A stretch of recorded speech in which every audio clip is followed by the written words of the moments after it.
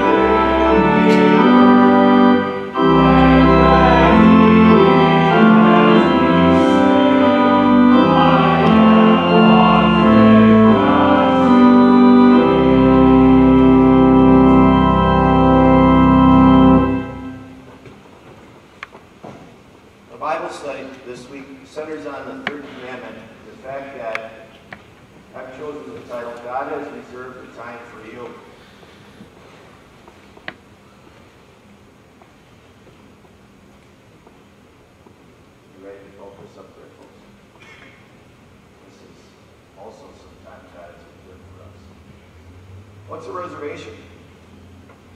Mr. Suntag, why do we make a reservation? Guarantee yourself a seat. Awesome. Usually in regards to go to a restaurant, especially something maybe a little nicer, you have a reservation, you know you're in.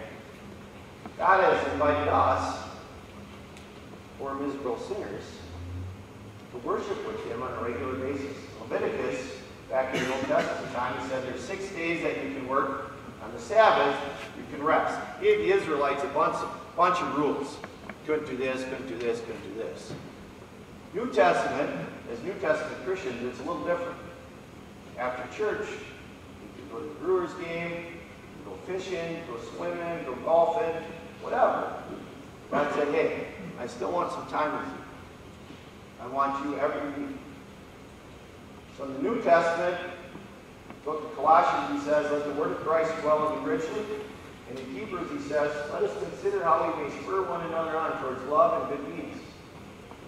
Not giving up meeting together, as some are in the habit of doing, but encouraging one another, and all the more as you see the day approaching. How do you do with God's special reservation? Just that opportunity to ask a second-hour government class.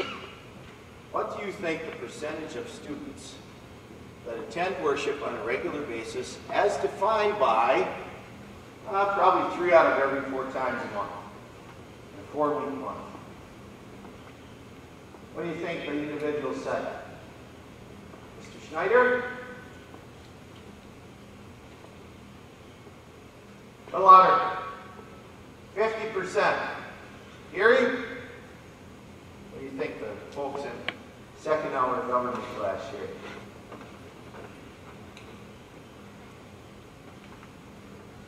%. Noah? 11%. Why 11? Just let that number go. No. Find a ton of excuses for not going to worship. I'm too tired. I'm going to the game. And Packer tickets or Brewer tickets or Bucks tickets. I got to get ready. Got to get everything I need. Maybe it's I just need some me time. Me and my pillow need to reconnect. Only day that I have to sleep in. Right? Or I just don't feel it. Is your attitude towards worship? I don't have to go to worship. I get to go to worship.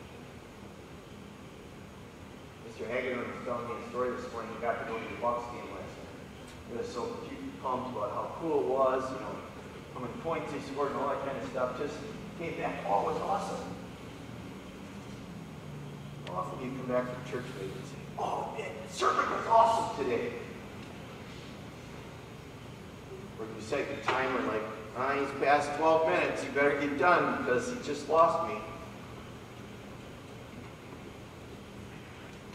Here's where most of the time I attend worship.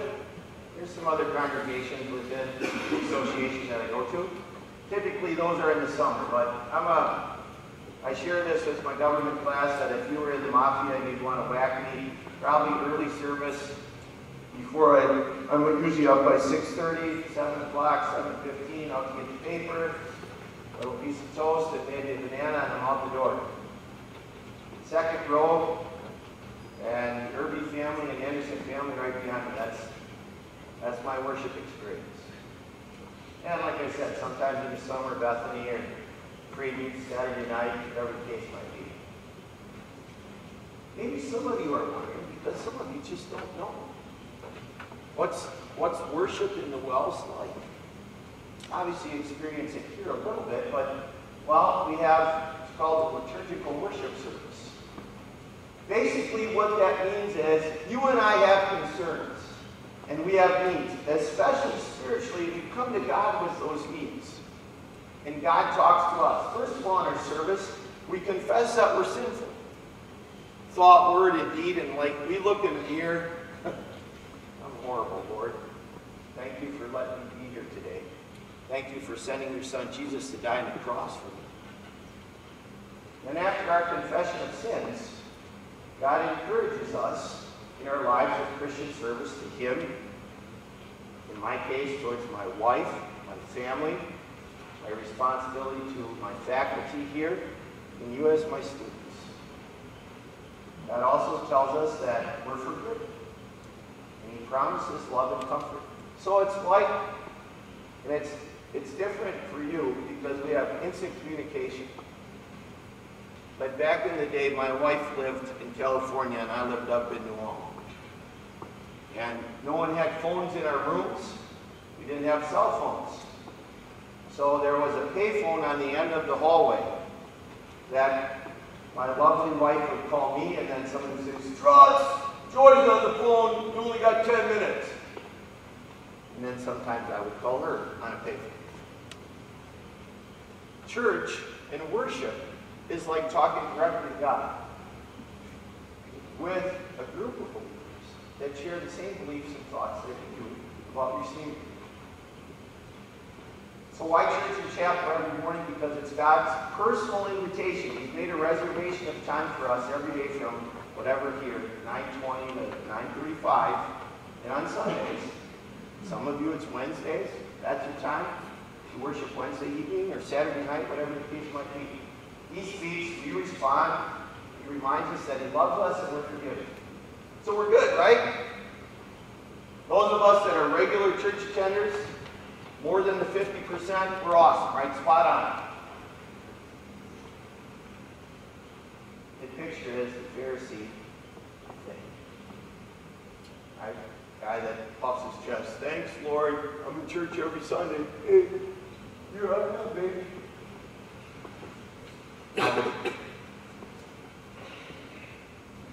I wish it was that easy, right? Go to church, you're in heaven. Not for me. Not to make light of it, but I'm probably the most easily distracted 54-year-old on the face of the earth.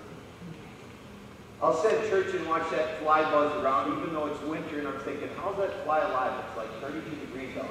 And he's still alive. Maybe the lights get heated up, and then all of a sudden, like, his blood gets pumping. Wow, look at that cat. Here's the pastor talking.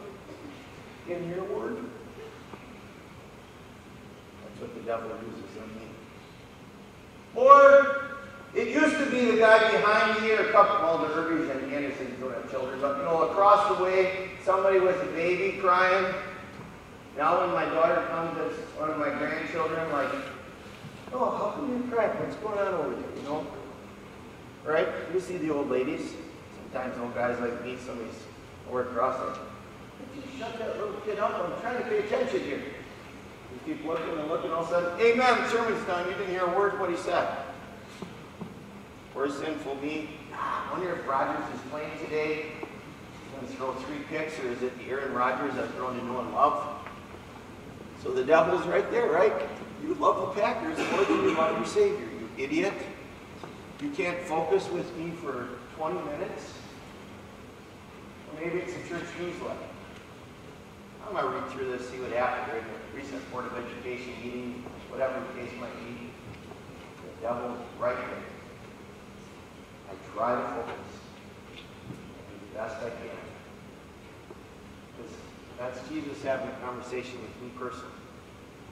But God's there. He says, I love you. I care for you. However, I realize that my sins, if based on that, and my life is hell, my terrible attitude, my filthy mouth and my mind, and my shepherd shows me that I need Jesus in my life.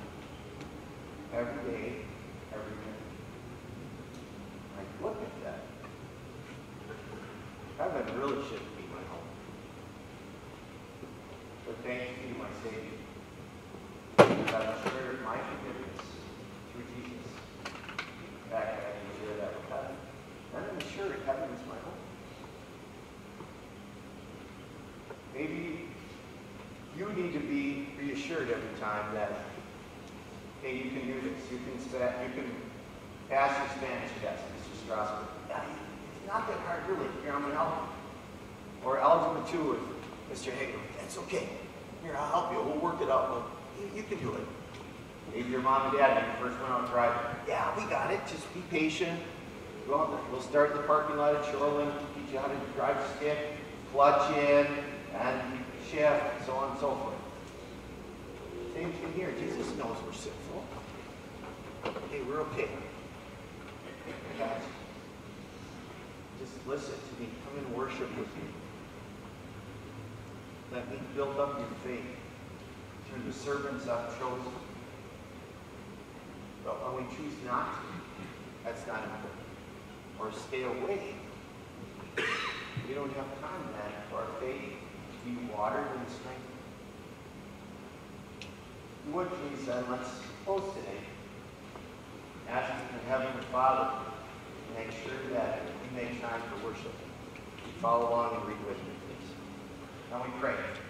Dear Heavenly Father, thank you for extending the reservation of worship to me every Sunday in church and every day here at the school. And block out the obstacles that would distract me and keep me from focusing on your message of salvation. As Paul stood of your word, help me to obey my family, my congregation, my position as a teacher, to set an example